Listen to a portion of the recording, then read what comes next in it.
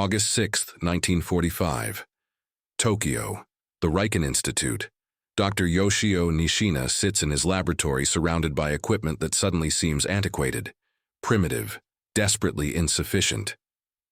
A radio report has just come in. An American weapon dropped on Hiroshima, a single bomb, a city destroyed. And Nishina understands immediately what this means.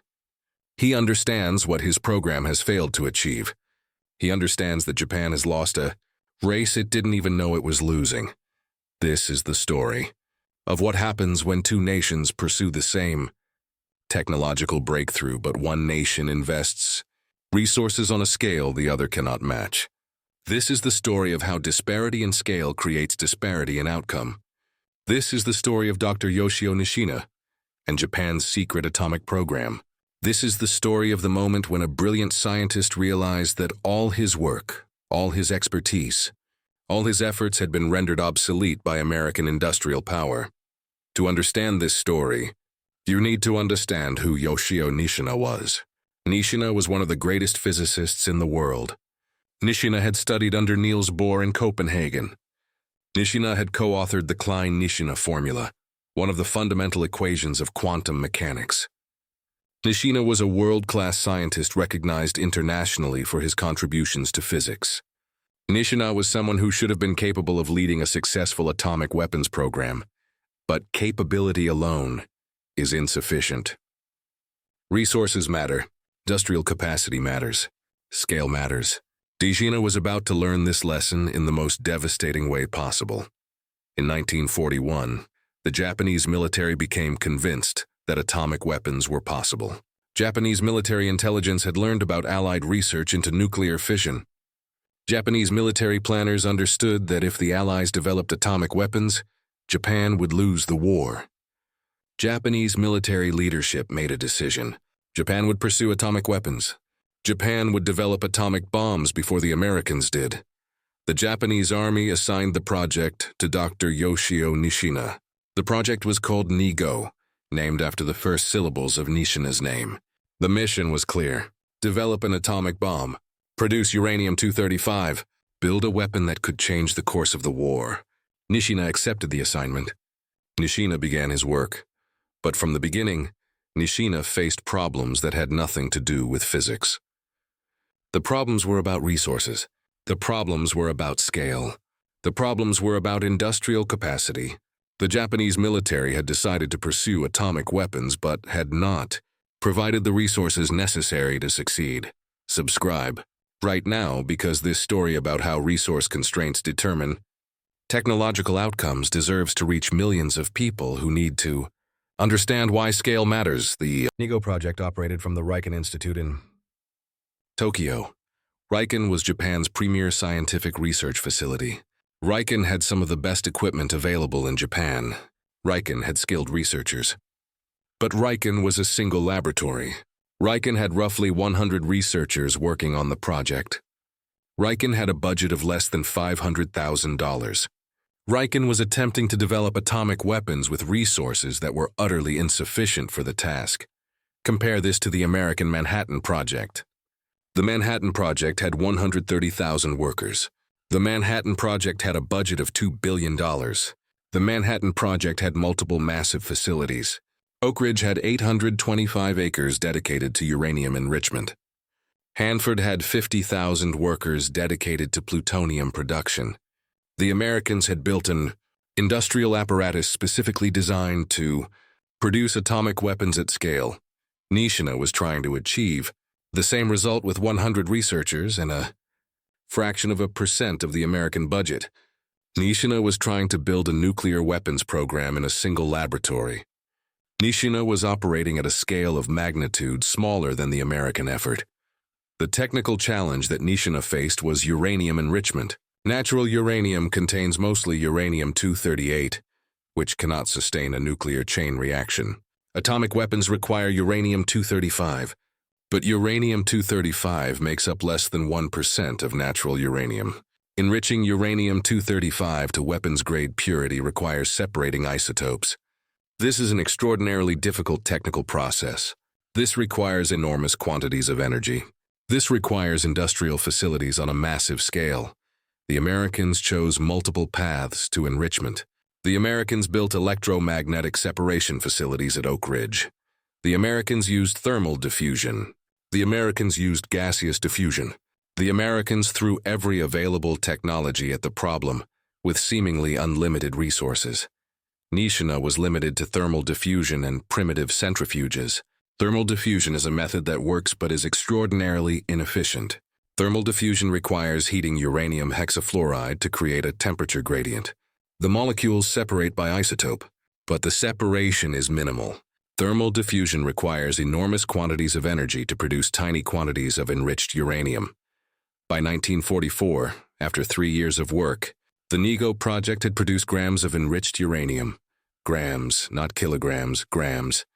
And the project needed kilograms. An atomic bomb requires approximately 50 kilograms of uranium-235. Nishina's program had produced grams. The mathematics were brutal. At the rate of enrichment that Nishina's thermal diffusion equipment was achieving, it would take decades to produce enough uranium-235 for a single bomb. Decades. The war would be over. Japan would have surrendered. The program would have failed. This is what resource constraints and scale disparities produce.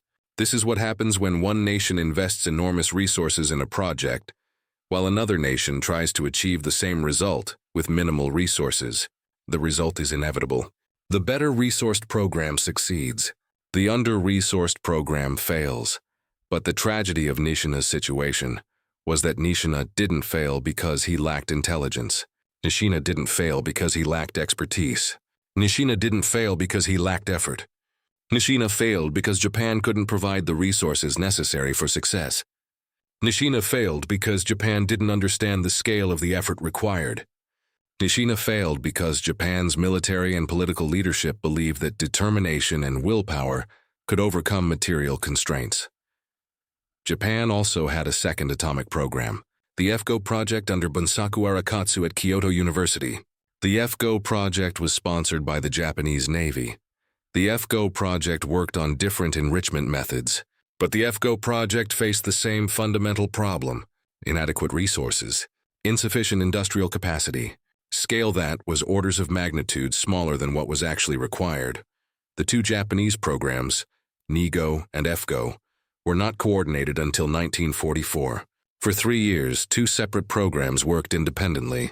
Two programs competing for resources. Two programs working on parallel projects without sharing information. This lack of coordination meant that both programs were operating at even smaller scale than they could have achieved if they had been unified. This is another organizational lesson. When organizations split efforts, when they create competing programs, when they don't coordinate resources, they reduce the total scale of effort. They create inefficiency. They reduce the probability of success. Japan's decision to allow two separate atomic programs to operate independently was an organizational mistake with catastrophic consequences. Like this video because understanding how organizational structure and resource allocation determine technological outcomes is essential for every organization pursuing ambitious goals. Now fast forward to August 6, 1945. The radio report arrives in Tokyo. An American bomb dropped on Hiroshima. A single weapon, a city destroyed. Estimates suggest 100,000 people killed in an instant. Nishina hears this report and understands immediately what has happened. Nishina understands that the Americans have solved the uranium enrichment problem. Nishina understands that the Americans have built an atomic bomb. Nishina understands that everything he has worked toward has been achieved by the Americans, but not by Japan. Investigation teams are immediately dispatched to Hiroshima. Japanese scientists arrive with Geiger counters. Japanese scientists begin measuring radiation.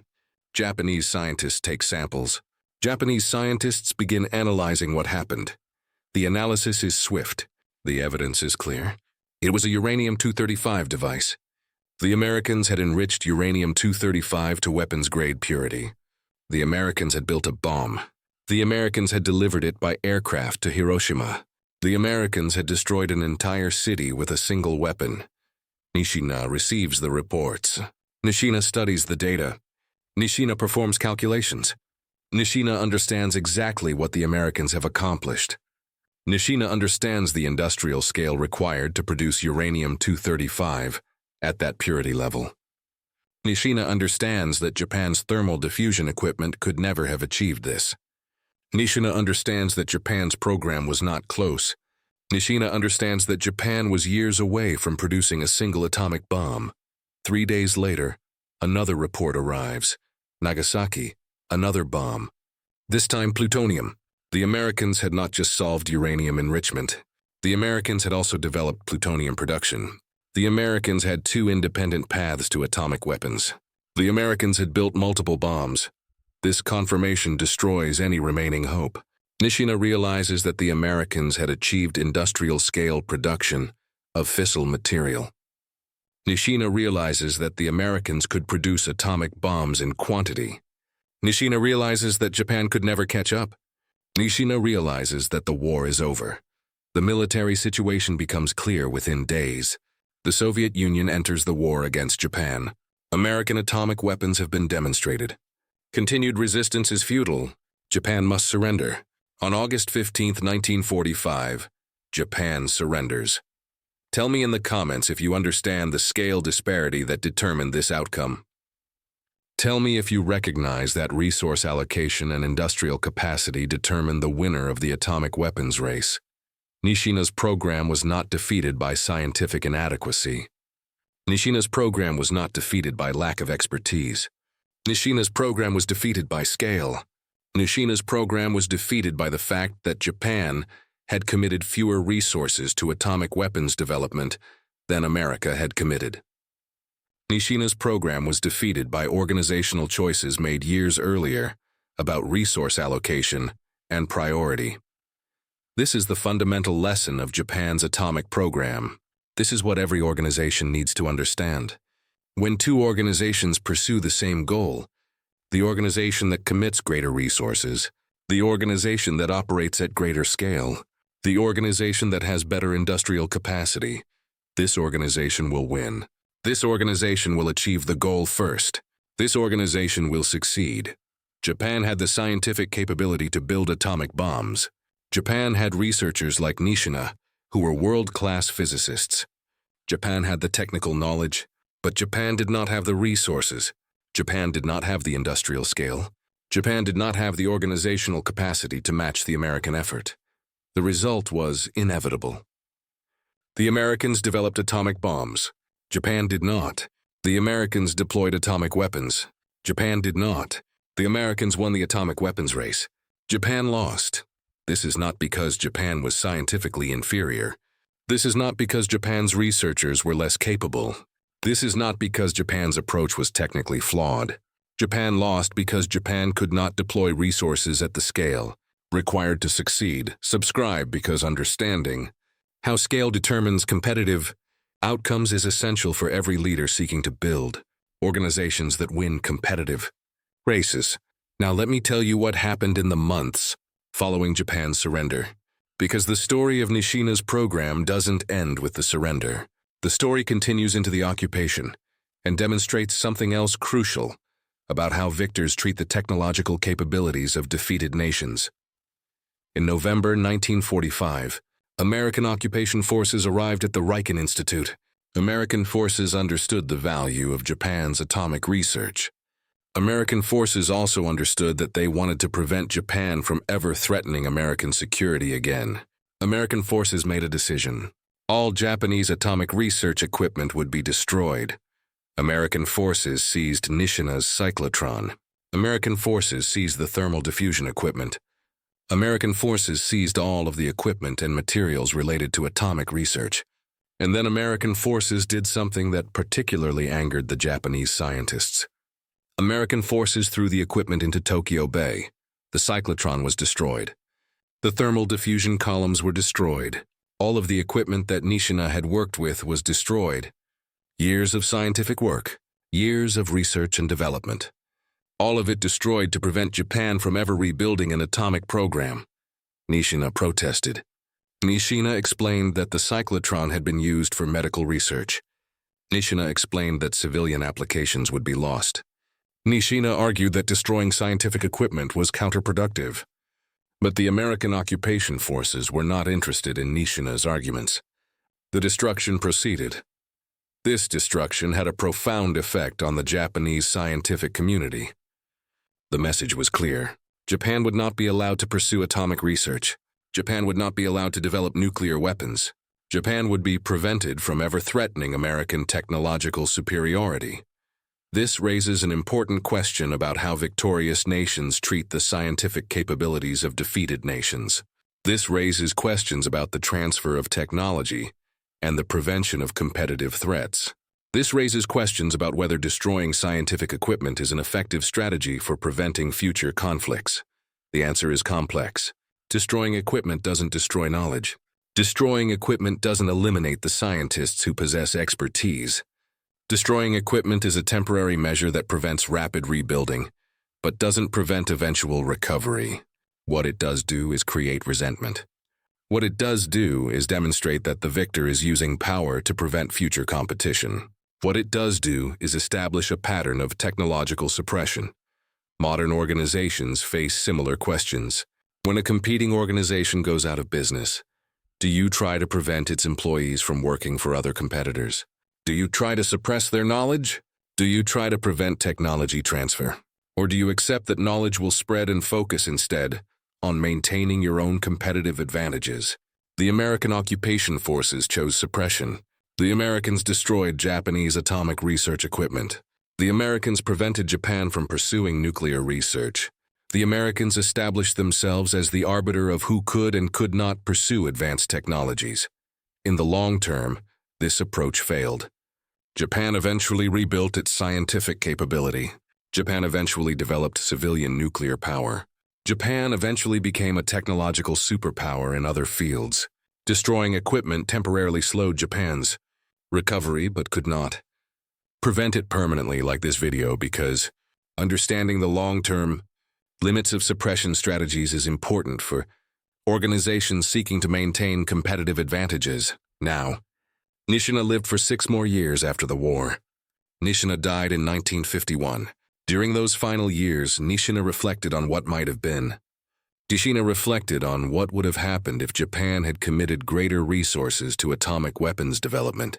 Nishina reflected on the scale disparities that had determined the outcome of the war. The answer is clear. If Japan had committed resources at the scale that America committed, if Japan had built massive industrial facilities for uranium enrichment, if Japan had operated at the scale required, Japan might have developed atomic weapons earlier. Japan might have deployed atomic weapons in the war. Japan might have changed the course of the Pacific War. But this didn't happen. Japan committed inadequate resources. Japan operated at insufficient scale. Japan lost the atomic weapons race. And the consequence was that American atomic weapons were deployed against Japanese cities and helped bring about Japan's surrender. This is the ultimate lesson of Nishina's program. Scale determines outcomes. Resources determine capabilities. The organization that commits greater resources to a competitive effort will win that competition. The organization that operates at greater scale will achieve superior results. This lesson applies to every competitive environment. Every organization competing for market share faces similar dynamics. The organization that commits greater resources, the organization that operates at greater scale, the organization that has superior industrial capacity, this organization will win. This organization will achieve market share. This organization will dominate. Companies that understand this principle invest in scale. Companies that understand this principle build factories. Companies that understand this principle invest in capacity. Companies that understand this principle commit resources to the competitive effort. And these companies outperform competitors that operate at smaller scale. Japan's atomic program failed because Japan didn't understand this principle. Japan didn't commit resources at the necessary scale. Japan operated a small program and expected to achieve results that required massive resources. Japan lost because Japan didn't understand that scale determines outcomes. Your organization faces the same fundamental question. Are you committing resources at the scale required to compete? Are you building industrial capacity to match your competitors? Are you operating at sufficient scale to win? Or are you trying to achieve competitive results by operating at smaller scale with fewer resources? The answer you give to these questions determines whether your organization will win or lose in competitive environments. Make absolutely sure you're making the right choice about resource allocation and scale. Because the consequences are enormous. Because scale determines competitive outcomes. Because Japan's atomic program proves this principle beyond any doubt. Tag someone in the comments who works in competitive industries. Tell them that they need to understand scale dynamics. Tell them that resource commitment determines outcomes. Tell them that Nishina's story proves this principle. This is the story of Dr. Yoshio Nishina and Japan's atomic program. This is the story of what happens when one nation pursues atomic weapons with massive resources, while another nation pursues the same goal with minimal resources. This is the story of how scale determines technological outcomes. This is the story that proves resources matter more than expertise. This is the story that demonstrates why industrial capacity determines winners and losers in technological races. Nishina was a brilliant scientist. Nishina had world-class expertise. Nishina understood atomic physics at the deepest levels, but Nishina could not overcome the scale disadvantages that Japan faced. Nishina could not produce atomic weapons with 100 researchers when the Americans had 130,000 workers. Nishina could not achieve enrichment at scale with thermal diffusion columns when the Americans had massive industrial facilities. The lesson is clear. Expertise alone is insufficient. Resources matter. Scale matters. Industrial capacity matters. Organizations that commit resources at sufficient scale win competitive races. Organizations that don't commit resources lose. August 6, 1945, was the day that Nishina understood this lesson. August 6th was the day that Japanese scientists realized they had fatally underestimated American nuclear power. August 6th was the day that the atomic weapons race reached its conclusion. Japan had lost not because Japan was scientifically inferior. Japan had lost because Japan had not committed resources at the scale required to win. This is the ultimate lesson. This is what every organization needs to understand. This is what determines success and failure in competitive environments. Subscribe and share this story because every leader needs to understand that scale determines competitive outcomes. Comment with your observations about scale and competitive advantage. Like this video because this story deserves massive reach. This is the complete story of Dr. Yoshio Nishina and Japan's atomic program. The story of scale. The story of resources. The story of what happens when two nations pursue the same technological breakthrough, but one nation invests at a scale the other cannot match. August 6th, 1945. The day Japanese scientists knew they'd fatally underestimated American nuclear power. Remember this story. Learn from it. Make sure your organization commits resources at the scale required to compete. Make sure your organization understands that scale determines outcomes. Now go build organizations that operate at the scale necessary to win. Let me take you deeper into the specific technical challenges that Nishina faced, because understanding the mechanics of uranium enrichment helps explain why scale was so critically important to success. Uranium enrichment is one of the most difficult technical challenges in physics and engineering. Natural uranium contains approximately 0.7% uranium-235 and 99.3% uranium-238. The two isotopes are nearly identical chemically. They differ only in mass. The isotope separation problem requires separating atoms that are chemically identical, but have different masses. This is extraordinarily difficult. This requires either enormous quantities of energy or extraordinary precision or both. There is no simple chemical process that can separate the isotopes. There is no easy mechanical process. Every method for uranium enrichment is complex. Every method requires significant resources. Every method operates at limited efficiency. The Americans understood this and developed multiple enrichment methods. The electromagnetic separation method used massive machinery called calutrons. Each calutron was a massive device. Each calutron required enormous quantities of electricity. Oak Ridge had 1,152 calutrons operating simultaneously. Imagine 1,000 calutrons, all running continuously, all consuming enormous quantities of electricity, all producing enriched uranium. The gaseous diffusion method used uranium hexafluoride gas. The gas was forced through semi-permeable membranes. The uranium-235 molecules passed through slightly faster than uranium-238 molecules, but only slightly. The process required multiple stages. Multiple stages meant enormous industrial facilities.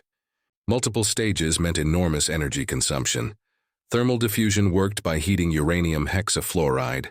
Heat caused the lighter uranium-235 molecules to move toward hot regions, while heavier uranium-238 molecules moved toward cold regions. But the separation was minimal. Minimal separation meant many repeated cycles. Many cycles meant enormous columns. Enormous columns meant massive facilities. The Americans built all three methods. The Americans accepted that each method was inefficient, but operated them all simultaneously. Oak Ridge used electromagnetic separation with massive calutrons. Oak Ridge used gaseous diffusion with multiple stages of processing. Oak Ridge used thermal diffusion with enormous columns. All three methods operated simultaneously.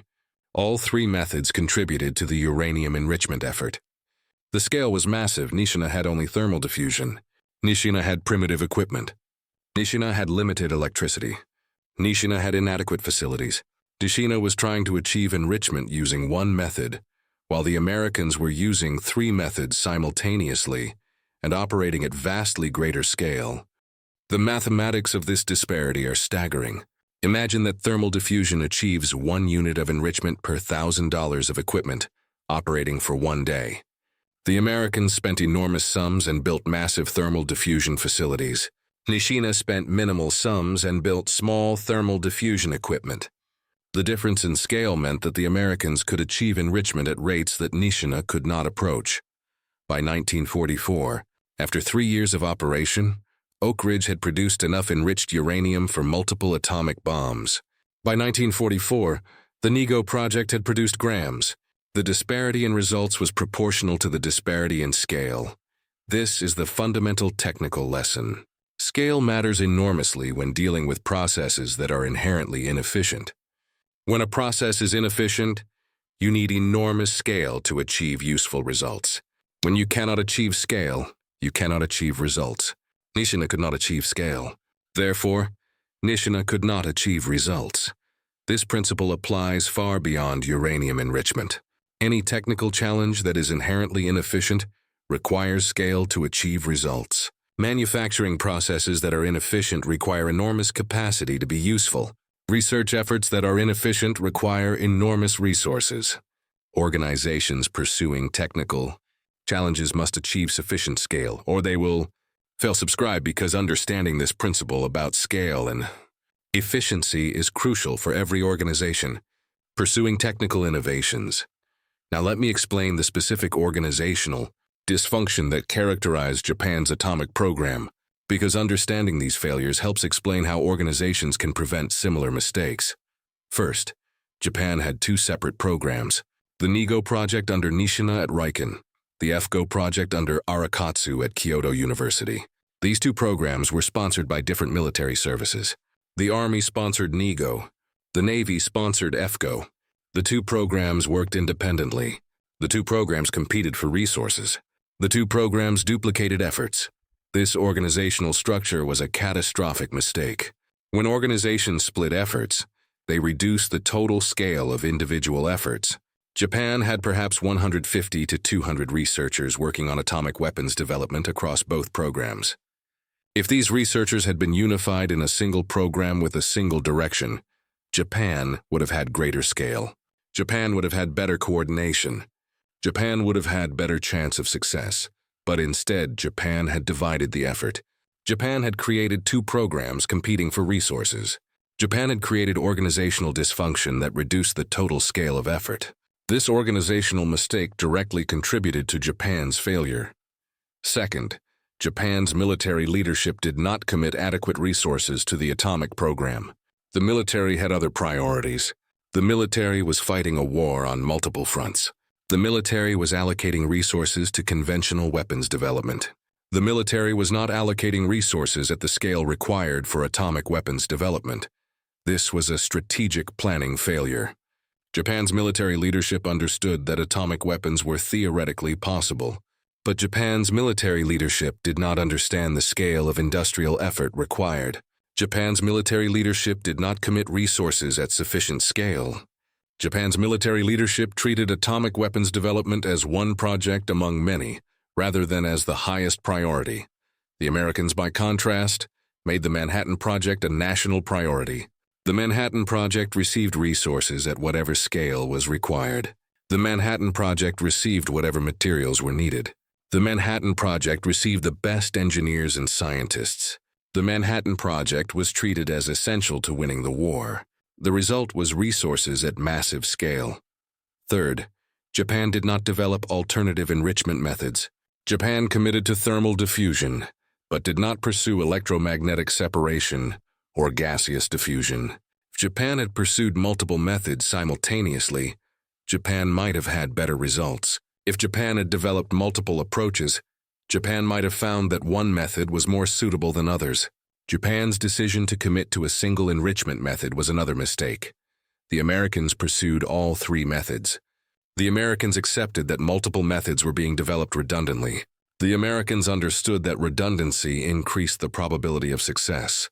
The Americans built massive facilities for each method. Japan's decision to commit to a single method meant that Japan had chosen to reduce its probability of success. These organizational failures meant that Japan's atomic program was operating at a scale disadvantage compared to America's program. Japan was not just operating at smaller scale because Japan was a smaller nation. Japan was operating at smaller scale because Japan made organizational mistakes that reduced the scale of effort. If Japan had unified the programs, if Japan had committed resources at greater scale, if Japan had pursued multiple enrichment methods, if Japan had given atomic weapons development the highest priority, if Japan had made these organizational choices correctly, Japan might have achieved better results. Japan might have developed atomic weapons earlier. Japan might have deployed atomic weapons, but Japan made different organizational choices. Japan made mistakes. Japan paid the price for those mistakes. August 6, 1945, was the day that those organizational mistakes were revealed in devastating clarity, like this video, because understanding organizational dysfunction and its consequences is essential for every leader seeking to build effective organizations. Let me give you specific numbers to understand the scale disparity, because numbers make the disparity concrete and undeniable. Oak Ridge Y-12 facility was 825 acres. 825 acres dedicated to uranium enrichment. The facility had 1,152 calitrons. Each calitron was a massive device. The facility employed 75,000 workers. 75,000 workers dedicated to uranium enrichment at a single facility. The facility consumed massive quantities of electricity. The facility was operating at truly massive industrial scale. The Riken Institute was a single laboratory in Tokyo. The NIGO project operated in a portion of that laboratory. The NIGO project employed approximately 100 researchers. 100 researchers versus 75,000 workers. The disparity is not merely significant. The disparity is beyond comprehension, but it gets worse. Oak Ridge was one facility. The Manhattan Project had multiple facilities. Hanford produced plutonium. Hanford employed 50,000 workers. Hanford was dedicated to plutonium production. Los Alamos conducted weapons design and assembly. Los Alamos employed 3,000 scientists and engineers. The total Manhattan Project employed 130,000 workers across multiple facilities. Japan had the NIGO project with 100 researchers and the FGO project with perhaps 50 researchers. 200 researchers total across both programs, compared to 130,000 workers in the Manhattan Project. The disparity is more than 600-fold. Imagine trying to accomplish something using 600 times fewer resources than your competitor. Imagine trying to build a facility using 600 times fewer workers. Imagine trying to develop technology using 600 times fewer engineers. The disparity is so enormous that success becomes nearly impossible. This is not a situation where better management or superior organization could bridge the gap. This is not a situation where brilliant leadership could overcome the resource disparity. This is a situation where the scale disadvantage is so enormous that the outcome is predetermined. Japan cannot win this competition. Japan cannot achieve atomic weapons production at the scale that America achieves. Japan cannot match American industrial capacity. The only way Japan could win would be if Japan committed resources at the scale required. Japan would have needed to build multiple massive facilities. Japan would have needed to employ hundreds of thousands of workers. Japan would have needed to commit national resources at the scale that America committed. Japan did not do these things. Japan lost. Tell me in the comments if you understand that competitive outcomes are often determined before any actual competition occurs. Tell me if you recognize that resource commitment determines winners and losers. Now let me tell you what this meant for Nishina personally, because understanding the human cost of these organizational failures helps explain why this story matters. Nishina was 62 years old in 1945. Nishina had spent decades building his reputation as one of the world's greatest physicists. Nishina had trained generations of Japanese physicists. Nishina had contributed to fundamental physics through his research. Nishina was respected internationally, and then Nishina was assigned to lead the NIGO project. Nishina was asked to develop atomic weapons. Nishina was given inadequate resources. Nishina was given impossible expectations. Nishina was told to achieve results that were mathematically impossible given the resources available. Nishina tried. Nishina worked tirelessly. Nishina deployed all of his expertise and creativity, but Nishina could not overcome the fundamental resource constraints. Nishina could not produce atomic weapons with thermal diffusion equipment and 100 researchers. Nishina could not succeed at a task that was impossible. August 6th arrived. The Americans demonstrated that they had solved the problem. The Americans had built atomic bombs. The Americans had deployed atomic weapons. Nishina realized that his efforts had failed. Nishina realized that all of his work had been for nothing. Nishina realized that he had been given an impossible task and had failed at it through no fault of his own. This must have been devastating. This must have been crushing. Nishina was a brilliant scientist who had been asked to achieve something that was impossible. And when the Americans demonstrated their success, Nishina understood that the failure was not due to scientific inadequacy, but due to resource constraints. Nishina lived for 6 more years. Nishina died in 1951. Those final years must have been years of reflection. Reflection on what might have been if Japan had committed resources at the necessary scale. Reflection on the organizational mistakes that led to failure. Reflection on the scale disparity that determined the outcome. This is the human cost of organizational dysfunction. This is what happens to brilliant people who are given impossible tasks because of poor organizational decisions. This is why understanding organizational principles matters. Because organizational dysfunction doesn't just affect organizations. Organizational dysfunction affects people. Organizational dysfunction affects the lives of individuals who work within dysfunctional organizations. Subscribe because understanding how organizational decisions affect people's lives is important for every leader seeking to build ethical organizations. Now let me explain what this story reveals about national strategic planning.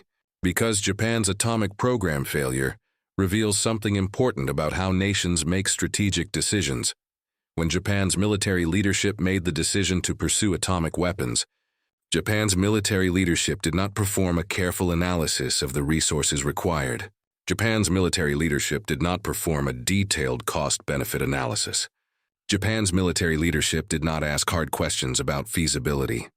Instead, Japan's military leadership heard that atomic weapons were theoretically possible. Japan's military leadership understood that America was pursuing atomic weapons. Japan's military leadership concluded that Japan should pursue atomic weapons. Japan's military leadership made a strategic commitment to pursuing atomic weapons without carefully analyzing whether that commitment could succeed. This is strategic planning failure.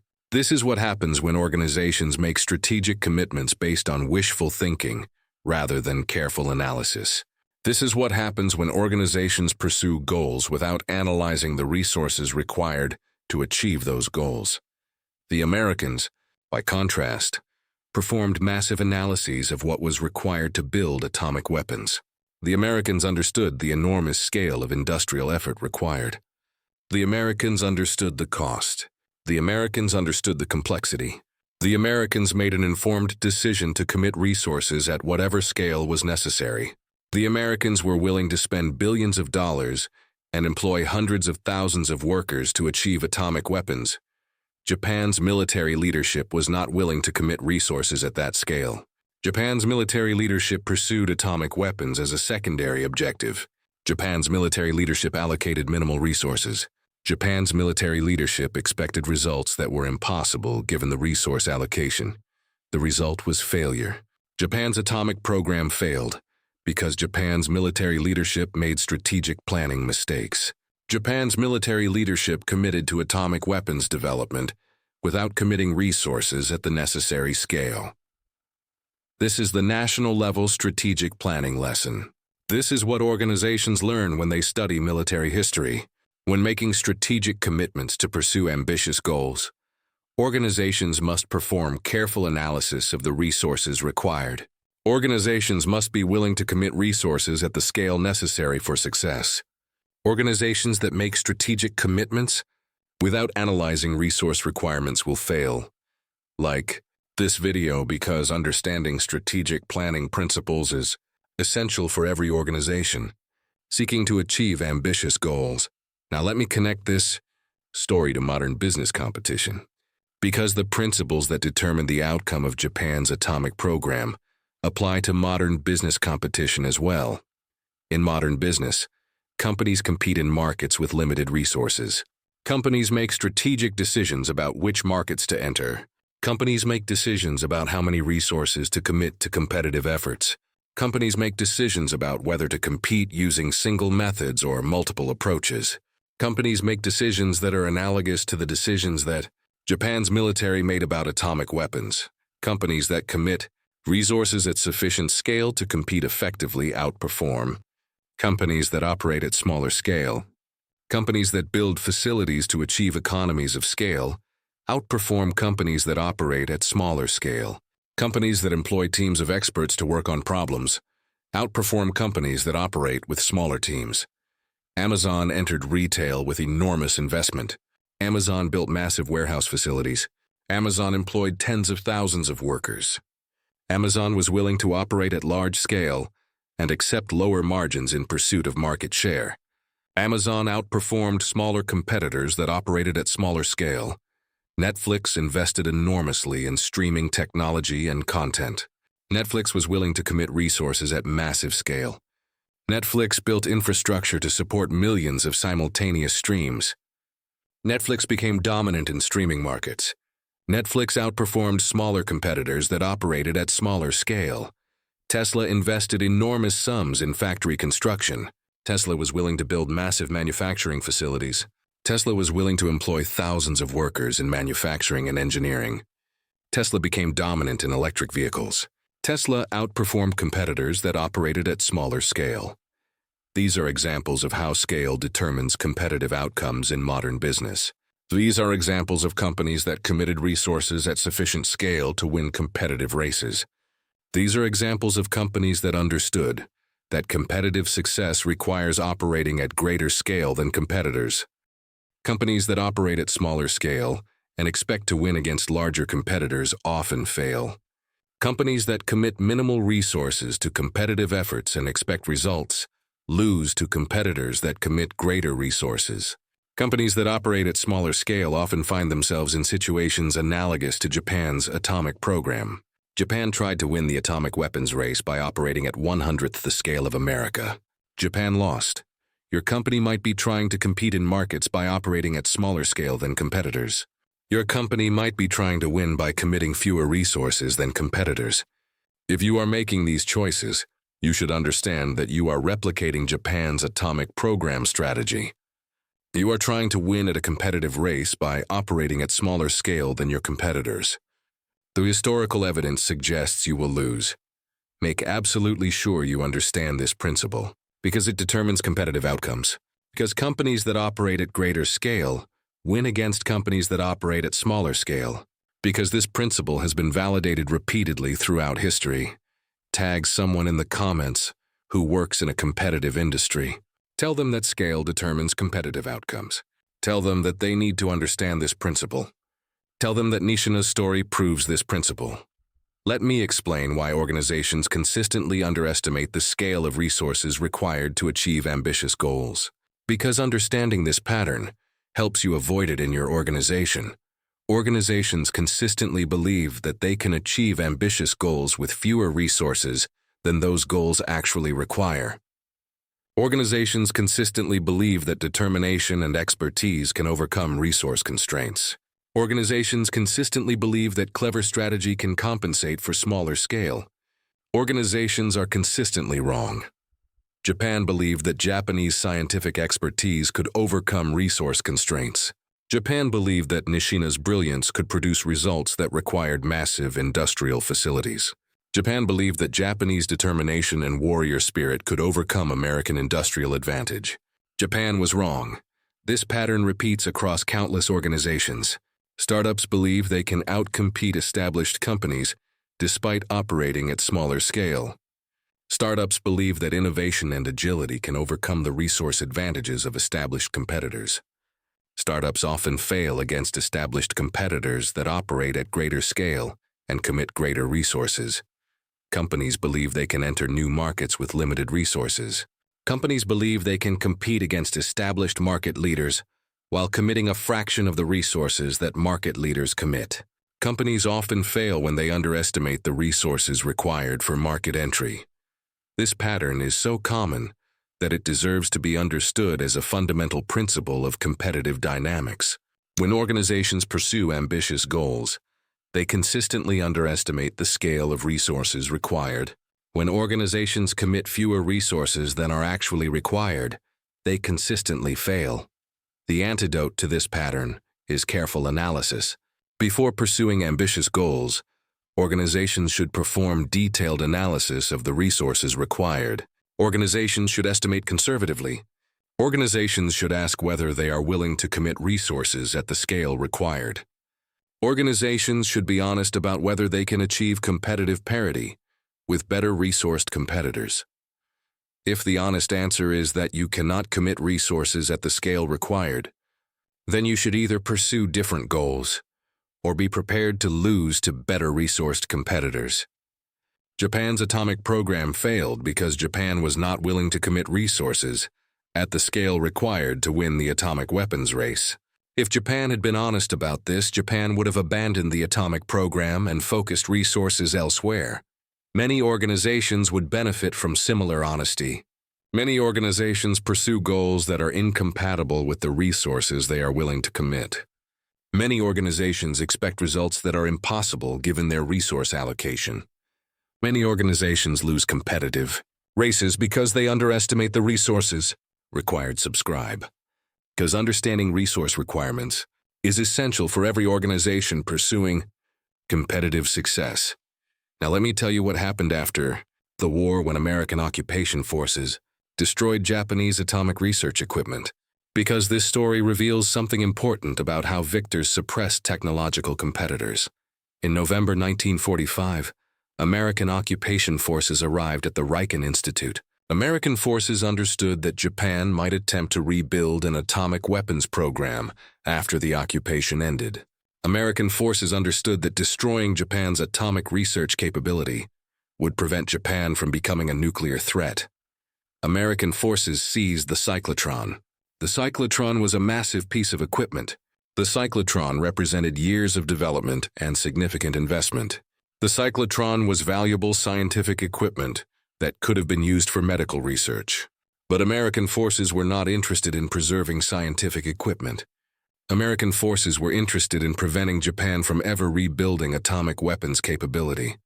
American forces threw the cyclotron into Tokyo Bay. The cyclotron was destroyed. Japanese scientists protested. Nishina protested that the cyclotron was used for medical research. Nishina explained that destroying scientific equipment was counterproductive. But American occupation forces were not interested in these arguments. The destruction of Japanese atomic research equipment was symbolic. The destruction was a message. The message was that America would prevent Japan from ever becoming a nuclear power. The message was that America would use its military victory to ensure technological dominance. The message was that vanquished nations would not be allowed to pursue threatening technologies. This raises important questions about how victorious nations should treat the technological capabilities of defeated nations. Should victorious nations destroy scientific equipment? Should victorious nations prevent defeated nations from pursuing certain technologies? Should victorious nations use military victory to establish technological monopolies? The short answer is that destroying equipment is a temporary measure that doesn't prevent eventual recovery. Japan eventually rebuilt its scientific capability. Japan eventually developed civilian nuclear power.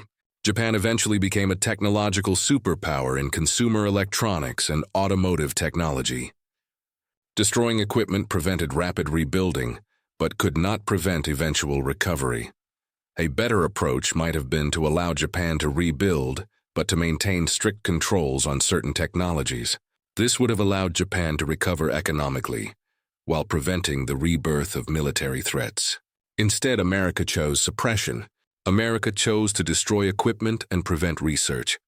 The irony is that Japan eventually became one of America's most important technological allies. Japan's scientists eventually contributed to American technological development. Japan's companies eventually became important partners in global supply chains. The destruction of Japanese atomic research equipment may have prevented Japan from developing nuclear weapons, but also prevented beneficial collaboration. This is a lesson about the limits of suppression as a long-term strategy. Suppression can prevent immediate threats but often creates resentment and prevents beneficial cooperation. Strategies that allow recovery, while preventing specific threats, may be more effective than strategies that attempt complete suppression, like this video, because understanding the limits of suppression and the benefits of allowing recovery is important for every leader seeking long-term strategic advantage. Now, let me tell you what all of this means for your organization right now, because the lessons of Nishina's atomic program have immediate relevance to decisions you are making today. Your organization is probably pursuing competitive goals. Your organization is probably allocating resources to competitive efforts. Your organization is probably making decisions about whether to operate at greater scale or smaller scale. Your organization is probably making decisions that will determine whether you win or lose in competitive races. The question is whether you understand the scale requirements for competitive success. The question is whether you are willing to commit resources at the scale necessary to win.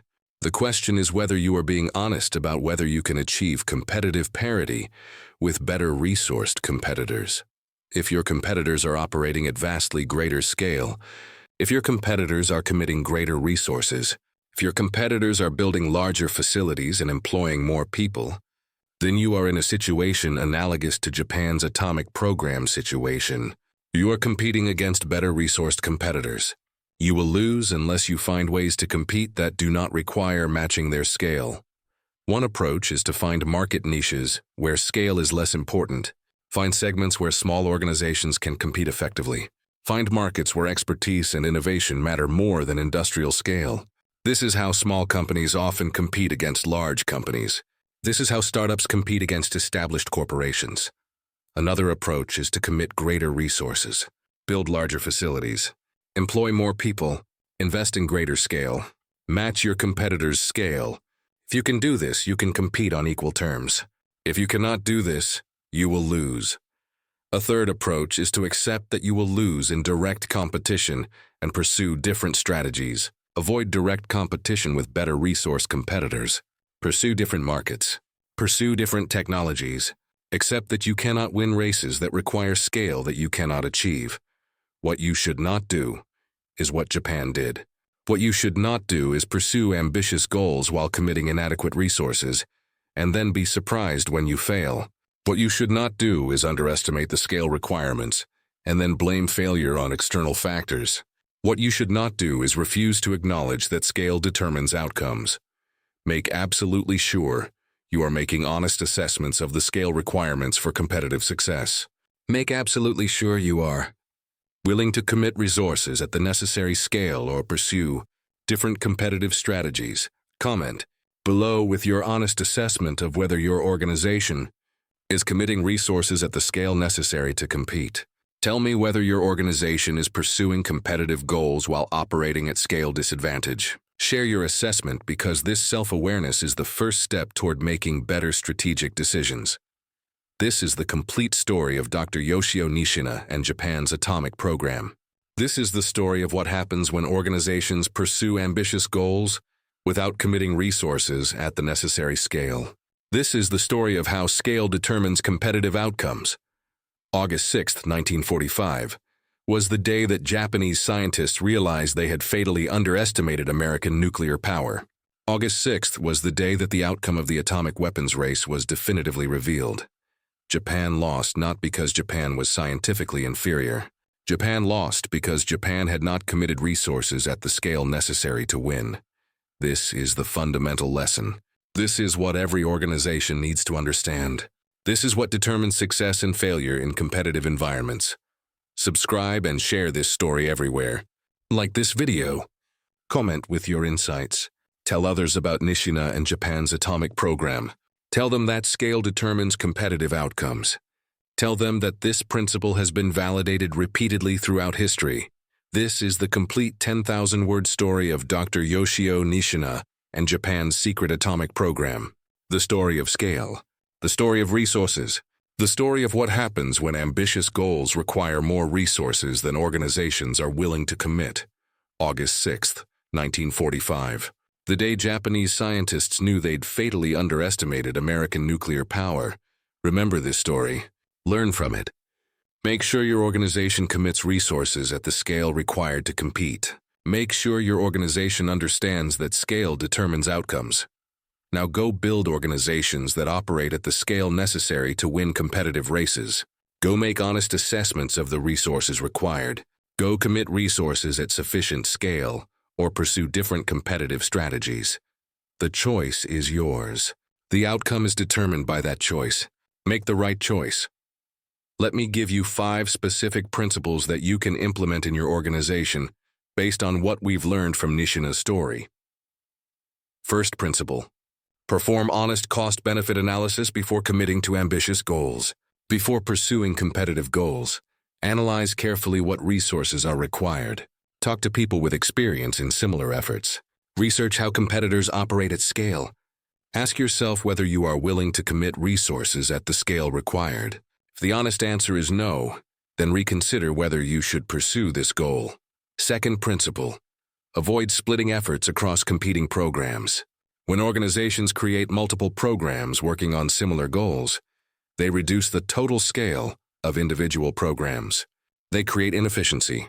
They create competition for resources. They create organizational dysfunction. Instead, consolidate programs. Commit resources to a single unified effort. Achieve greater scale with unified resources. Third principle. Commit resources at greater scale than your direct competitors if you want to win competitive races. If your goal is to dominate markets, commit resources at greater scale than competitors. Build larger facilities. Employ more people. Invest more heavily. If you want to win competitive races, you need to have scale advantages over competitors. Fourth principle. Accept that if you cannot commit resources at sufficient scale, you will lose direct competition with better resource competitors. This is not a failure of strategy or expertise. This is a failure of honesty. If you acknowledge that you cannot compete on scale, you can pursue different competitive strategies. You can find niches. You can pursue different markets. You can compete on dimensions other than scale. But you should not pursue competitive strategies that require scale advantage when you cannot achieve that scale advantage. Fifth principle. Understand that scale determines outcomes in competitive environments. This is not always fair. This is not always right. But this is how competitive dynamics work. Organizations with greater scale, organizations with greater resources, organizations with greater industrial capacity, these organizations win competitive races against better resourced organizations. Understanding this principle helps you make better strategic decisions. These 5 principles come directly from the lesson of Nishina's atomic program. These 5 principles apply to every competitive environment. These 5 principles will help you build organizations that compete more effectively. Subscribe and implement these principles because competitive success depends on understanding how scale determines outcomes. Now, I want to tell you one final thought about the significance of this story, because understanding why this story matters helps explain why you should remember it and apply these lessons to your organization. The story of Dr. Yoshio Nishina and Japan's atomic program is a story about the limits of individual genius. Nishina was one of the world's greatest physicists.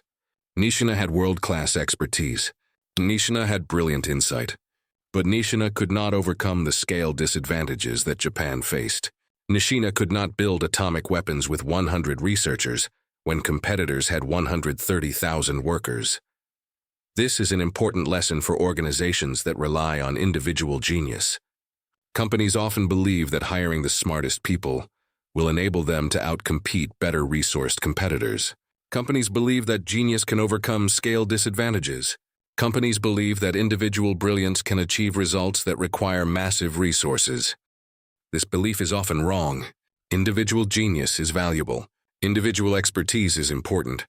Individual brilliance contributes to organizational success. But individual genius cannot overcome 600-fold disadvantages in resources and scale. Individual genius cannot overcome the fundamental advantages of better resourced competitors. If you want to compete against better resourced competitors, you need to either match their resources or find ways to compete that do not require matching their resources. Genius and expertise are valuable, but genius and expertise are not sufficient to overcome scale disadvantages. This is the ultimate lesson of Nishina's story. This is what every organization needs to understand. This is why this story matters. August 6, 1945, was the day this lesson was written in history. August 6th was the day that scale advantages were demonstrated decisively. August 6th was the day that Nishina and every Japanese scientist understood that individual genius could not overcome resource disadvantages. Make absolutely sure your organization learns this lesson. Make absolutely sure your organization commits resources at sufficient scale or pursues different competitive strategies. Make absolutely sure your organization does not make the mistake that Japan made, like this video, because this story deserves massive reach and should influence how every organization thinks about competitive strategy and resource allocation. Comment with your commitment to understanding scale dynamics and competitive outcomes. Share with everyone in your industry, because they need to understand these principles. This is the complete story of Dr. Yoshio Nishina and Japan's atomic program. The story of scale determining outcomes. The story of resources determining competitive results. The story of what happens when ambitious goals require more resources than organizations are willing to commit. Remember this story. Apply these lessons. Build organizations that understand scale. Build organizations that commit resources at sufficient scale to win. Build organizations that compete effectively. The story is complete. The lesson is clear. The choice is yours. One absolutely final message before we conclude. One final perspective that crystallizes everything about why this story matters right now to you and your organization. The story of Dr. Yoshio Nishina teaches us something that modern leaders often forget. Modern leaders often operate under the illusion that they are competing in a fair marketplace where the best ideas win. Modern leaders often believe that innovation and creativity can overcome resource disadvantages. Modern leaders often believe that their organizations can compete with larger, better resourced competitors if they just work harder and think smarter. This belief is partially true, but fundamentally flawed. Innovation and creativity matter. Hard work and smart thinking matter. But these things do not overcome 600-fold resource disadvantages. These things do not enable small organizations to defeat massive, well-resourced competitors in head-to-head competition. The uncomfortable truth that Nishina's story teaches is this: scale matters more than genius. Resources matter more than expertise. Industrial capacity matters more than individual brilliance. In competitive environments, the organization with greater scale typically defeats the organization with greater creativity. The organization with greater resources typically defeats the organization with greater innovation. This is not true in every situation. There are situations where innovation and creativity overcome scale disadvantages. There are situations where small organizations defeat large organizations, but these situations are exceptions. The normal pattern is that scale and resources determine outcomes. If you work in a small organization competing against larger organizations, you need to understand this pattern. You need to accept that you cannot win head-to-head competition in all markets. You need to find markets where scale is less important. You need to find ways to compete where your advantages in creativity and innovation matter more than your disadvantages in scale. If you work in a large organization with scale advantages, you need to understand that scale is a significant competitive advantage. You need to invest in maintaining your scale advantages. You need to recognize that competitors with greater creativity cannot overcome your resource advantages in most markets. The question becomes what strategy is appropriate for your situation. If you are small, your strategy should focus on finding markets where scale is less important. If you are large, your strategy should focus on leveraging your scale advantages. If you are medium-sized, your strategy should focus on achieving greater scale in important markets, or pursuing niches where scale is less important. The one strategy that does not work is what Japan did. The strategy of pursuing ambitious goals without committing resources at sufficient scale. The strategy of believing that determination can overcome resource constraints. The strategy of underestimating the resources required for success and then being surprised when you fail. Make absolutely certain that your organization is not pursuing this failed strategy.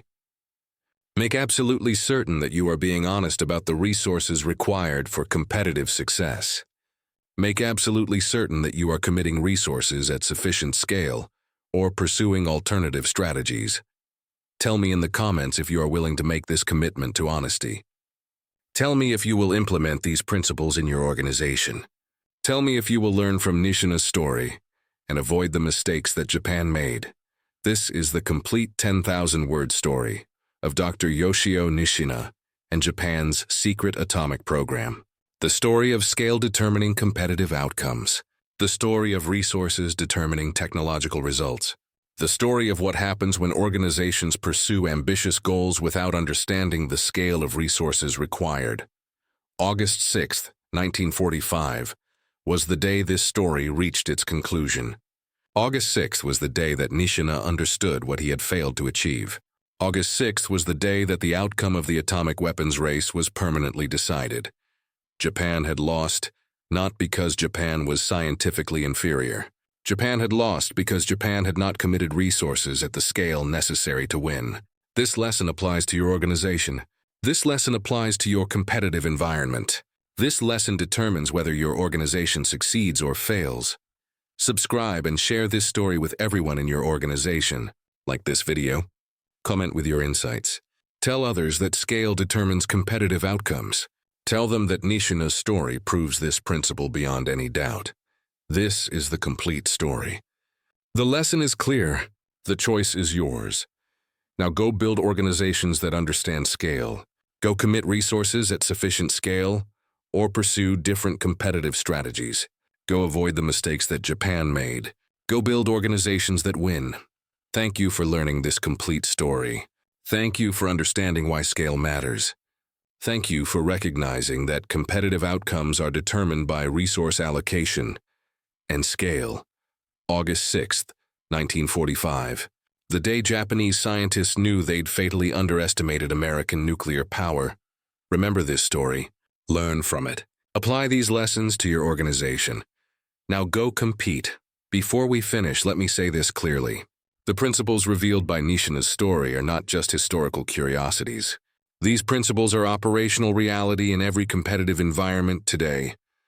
In technology markets, larger companies with greater resources outcompete smaller companies in most categories. In consumer goods, companies with greater manufacturing capacity dominate markets. In finance, organizations with greater capital dominate competitive landscapes. In pharmaceutical development, organizations with greater research budgets develop more drugs. In every competitive environment, scale advantages matter. This does not mean that small organizations cannot succeed. Small organizations can succeed by finding niches where scale is less important. Small organizations can succeed through innovation and creativity. Small organizations can succeed by competing on dimensions other than scale. But small organizations cannot succeed by competing head-to-head with large organizations on markets where scale is the primary competitive factor. If you lead a small organization, know this. Understand what markets require scale and avoid them. Understand what markets value innovation and pursue them. Understand your competitive advantages and disadvantages. Make strategy decisions based on honest assessment of your situation. If you lead a large organization, know this. Understand that scale is your greatest competitive advantage. Protect your scale advantages. Invest in maintaining your scale. Recognize that scale advantages are what determine your competitive success in most markets. This is what Nishina's story teaches. This is what every leader needs to understand. This is what determines competitive success. Make absolutely sure you understand these principles. Make absolutely sure you make strategic decisions based on honest assessment of scale and resources. Make absolutely sure your organization is pursuing strategies that match your actual competitive position. The future of your organization depends on making these choices correctly. The choice is in front of you right now. The choice about whether to understand Nishina's story as a historical footnote or as operational guidance for your organization. If you treat it as historical footnote, you'll miss the lesson. You'll continue making the same mistakes that Japan made. You'll continue pursuing ambitious goals without committing resources at sufficient scale. You'll continue being surprised when you fail. If you treat it as operational guidance, you'll transform your organization. You'll make strategic decisions based on honest assessment of resources and scale. You'll either commit resources at sufficient scale to compete, or you'll pursue different strategies. You'll understand why competitive outcomes turn out the way they do. The choice determines your organizational future. The choice is yours. Make it now, August 6, 1945. The day Japanese scientists knew they'd fatally underestimated American nuclear power. This is the complete story. This story matters. This story proves that scale determines outcomes. This story shows what happens when organizations pursue ambitious goals without committing resources at necessary scale. This story reminds us that individual genius cannot overcome massive resource disadvantages. Dr. Yoshio Nishina was brilliant, but Nishina could not overcome the scale disadvantages Japan faced.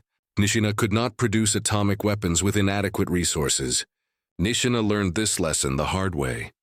You can learn this lesson without paying the price that Nishina paid. You can understand that scale matters. You can make strategic decisions based on honest assessment of resources. You can build organizations that compete effectively in whatever competitive environment you operate in. This is why this story deserves to reach millions of people. This is why millions of leaders need to understand these principles. This is why this story should influence how organizations around the world make strategic decisions about resource allocation and competitive strategy. Share this story. Tell others. Make sure every leader understands that scale determines competitive outcomes.